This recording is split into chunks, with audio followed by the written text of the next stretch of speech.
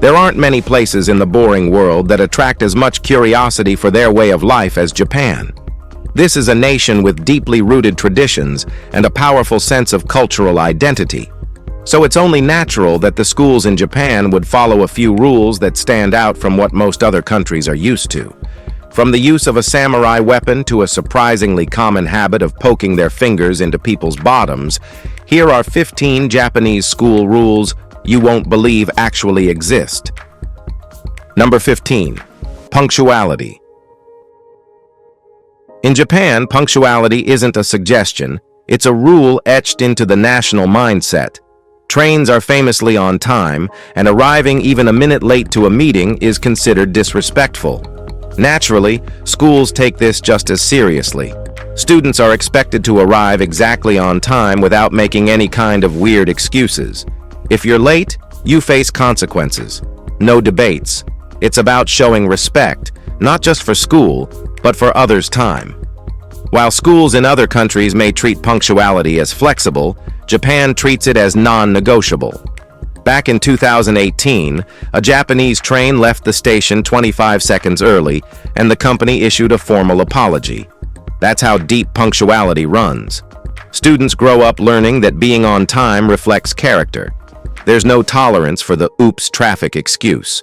And unlike in some places where the bell means hurry up, in Japan, if you're not already in your seat, you're late, period. Number 14. Why Japanese school uniform for girls? In Japan, wearing a school uniform is standard for students, something you probably already know. But in Western cultures, there's this warped impression that short skirts and bobby socks are somehow the rule, which has been over-sexualized by certain media portrayals.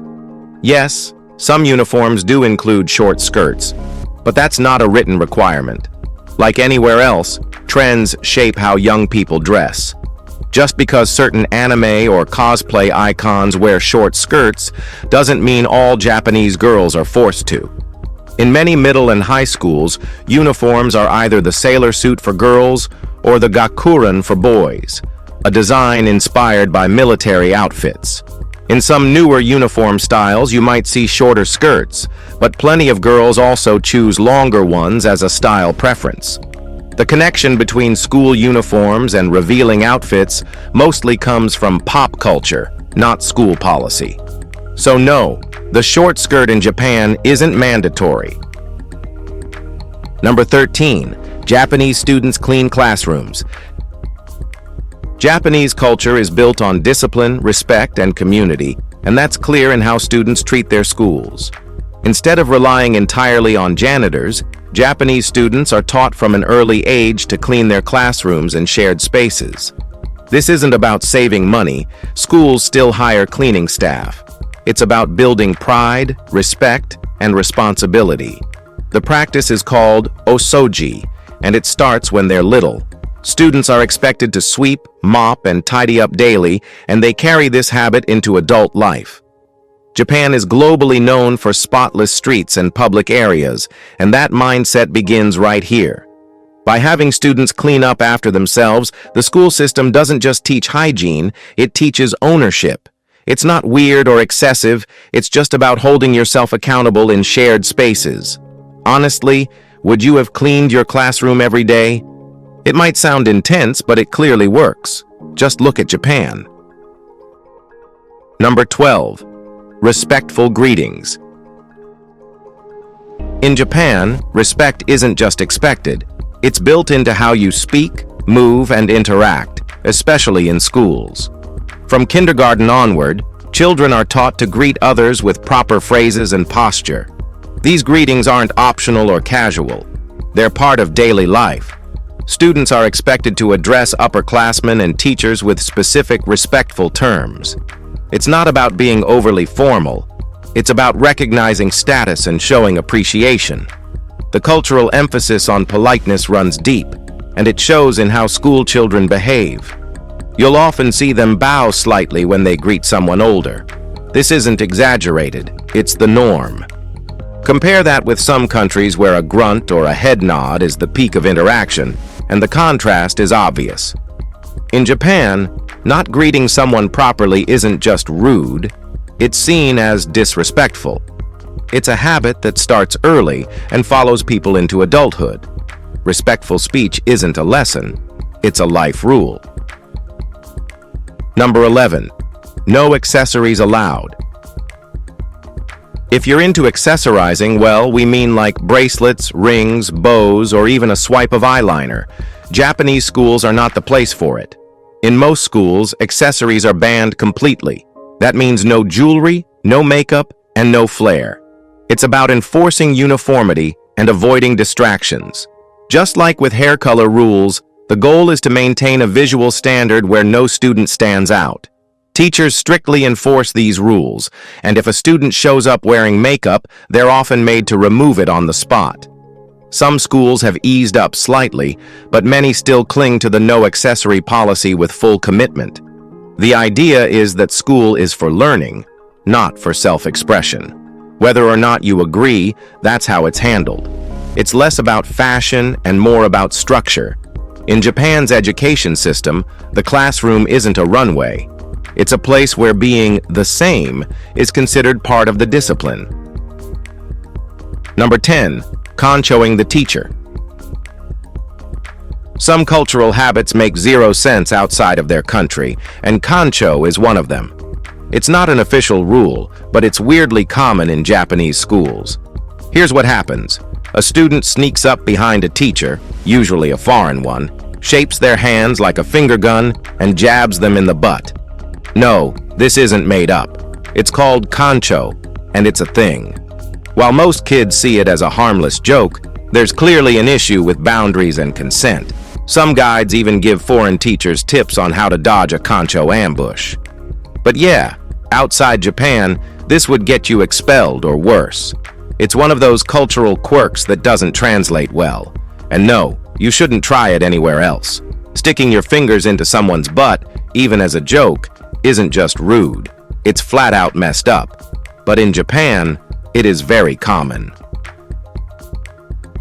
Number 9. Mandatory swimming lessons. So far, the rules haven't seemed overly harsh, just different. And here's another one. In Japan, swimming isn't an optional part of school. It's mandatory. Nearly every school has its own pool, and swimming lessons begin as early as kindergarten. From then on, students are taught swimming techniques as a core part of physical education.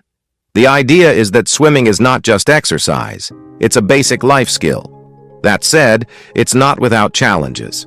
Many schools are now dealing with aging pools or struggling with the cost of maintaining them. So while swimming used to be a guaranteed part of school, it may become less consistent in the future. Still, the tradition remains strong. Students learn discipline, teamwork, and safety in the water. Whether you love or hate swimming, Japanese kids don't get a choice. They dive in, literally. And yes, it means showing up in swimsuits with classmates. Awkward or not, it's just part of the routine. Number 8. Japanese schools ban the ponytail.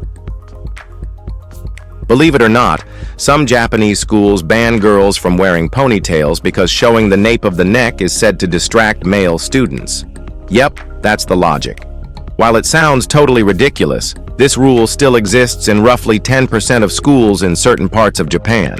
The idea comes from outdated beliefs about modesty, where even a sliver of exposed skin is considered provocative. Teen boys, as we all know, don't need much to get distracted, but this takes it to another level. The bigger issue? Once again, it's girls being told to alter their appearance because boys supposedly can't control themselves. It's not a widespread rule, but the fact that it still exists anywhere is what makes it frustrating. Rules like these are leftovers from a time that didn't understand equality. And yet, here we are, still debating whether a hairstyle is too bad for school. Number 7. Summer bummer. Summer vacation in Japan isn't the paradise it might be in other countries. While American kids get nearly 3 months off, Japanese students get just 5 weeks, and even those are packed.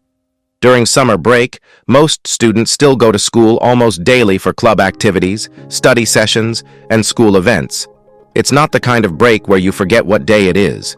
The academic calendar is different too. Summer isn't the end of the school year, it's the midpoint. That means students return to the same grade, same schedule, and same expectations after the break ends. Sure, there's time for family trips and rest, but school doesn't fade into the background. Assignments continue. Study routines stay in place. Teachers stay involved. Summer in Japan isn't freedom, it's a shift in schedule. The intensity doesn't go away, it just changes shape. So while technically a break, it's more like school in vacation mode with a side of homework. Number 6. The Sasumata. The Sasumata isn't just some relic from Japan's samurai past. It's still hanging in schools today. Known as a man catcher, it's a long metal pole with forked prongs, designed to pin an attacker at a distance. Sounds medieval, right? But after a horrific attack at an elementary school in Osaka in 2001, where a mentally ill man killed 8 students and injured 15 more, Japanese schools decided they needed a form of self-defense. Instead of turning to guns or batons, they brought back the Sasumata. Staff are trained to use it if someone dangerous enters the school. You'll find them mounted on walls, especially in teachers' offices. It might seem like overkill, but it's Japan's way of preparing for the worst without arming its schools. The weapon doesn't harm, it's meant to restrain. It's a solution rooted in history, modified for modern-day school safety. And yes, they actually practice with it. What do you think about it? Well, let us know. Number 5. Students are prohibited from dating. Dating as a teenager in Japan is completely different from how it plays out in countries like the US. While high school couples in the West are common, Japan takes a stricter route. In some schools, dating is outright banned. That's right. Some Japanese schools don't allow romantic relationships, even outside of class hours. The belief is that dating distracts students from their studies. If relationships do happen, they're usually through group hangouts called gokon, not one-on-one dates. These group settings let teens mix and mingle, but under the watchful eye of friends. In schools where dating is banned, students are expected to stay focused on academics, not crushes. Sure, it sounds harsh, but the goal is to keep school about learning, not drama. Still, you can't help but wonder, would a rule like this have worked in your school? Or would everyone have just found sneakier ways to break it? All right, guys, now let's talk about Number 4. Students can't fail a grade. In Japan, failing a grade isn't a thing. Students progress through school based on age, not report card performance. That doesn't mean academics aren't taken seriously. They absolutely are. But schools emphasize behavior, effort, and attendance more than test scores until high school entrance exams. So technically, every child moves forward, regardless of their academic ranking. This approach removes some of the pressure from early childhood education and lets students focus on participation rather than fearing failure. It also keeps classrooms socially stable, since classmates stay together by age. That said, when it's time for high school entrance exams, the system suddenly ramps up. Students are expected to perform, and their academic history becomes critical. Until then, though, school is more about showing up, staying involved, and following rules. It's a totally different mindset, one where the journey matters more than the scoreboard, and in most cases, that pressure-free early path works. Number 3. Dyeing your hair is not allowed. Hair rules in Japanese schools go way beyond basic grooming. In many places, students aren't allowed to dye their hair at all, and it's not just about stopping wild colors. The unspoken rule assumes that all students naturally have black hair. So if someone's hair is brown, red, or anything lighter, it's assumed they've dyed it, even if they haven't. Some students are even forced to dye their natural hair black to avoid penalties. The idea is that conformity matters more than personal expression. It's not about style, it's about fitting in. These rules have sparked plenty of criticism, especially when they target students whose hair color is naturally different. But for now, many schools still enforce it. Standing out is seen as disrespectful, even disruptive. So students are pushed to blend in, visually and behaviorally. Whether or not that's fair, it's the standard. Number 2. No food from home. In Japanese schools, students often aren't allowed to bring their own food from home. Sounds strict, but there's a reason behind it. Lunch is considered part of the curriculum, not just a meal break. Meals are designed by professional nutritionists to be balanced, educational, and consistent. It's called shokuiku, food education. Students don't just eat together, they learn proper nutrition, manners, and teamwork. Meals are served and eaten in classrooms, not cafeterias. Students even take turns serving one another and cleaning up afterward. While the program isn't free, it's heavily subsidized, so most families can afford it. Every dish must meet strict guidelines, fresh ingredients, proper calories, and a balanced mix of meat or fish, rice, and vegetables. It's not about control. It's about building healthy habits and treating meals as a shared responsibility. So while bringing lunch from home sounds normal elsewhere, in Japan, the lunch tray is part of the lesson plan. Number 1. Cell phones are not allowed. This rule might not feel unusual. Plenty of schools worldwide have rules about phones, but in Japan, it's more complicated. Japan is prone to earthquakes, and mobile phones can be critical during emergencies. Still, phones are strictly banned inside classrooms. Back in 2009, the Tokyo Board of Education banned phones completely in elementary and junior high schools. The rule sparked backlash and was partially lifted later, but the ban on phone use during class remains. Unlike other places where students sneak devices under desks, Japanese students generally stick to the rule. That's what makes it different, not the rule itself, but how well it's followed. Phones are viewed as distractions, just like anywhere else. But in Japan, the expectation to obey is taken seriously. There's no pushing back, no, just this once. Even with the risk of earthquakes, discipline wins. That's Japan for you, where rules are rules, and most people actually follow them. If you've enjoyed watching this video, be sure to like, share, and subscribe for more content like this. Thanks for tuning in with us, and we'll see you very soon.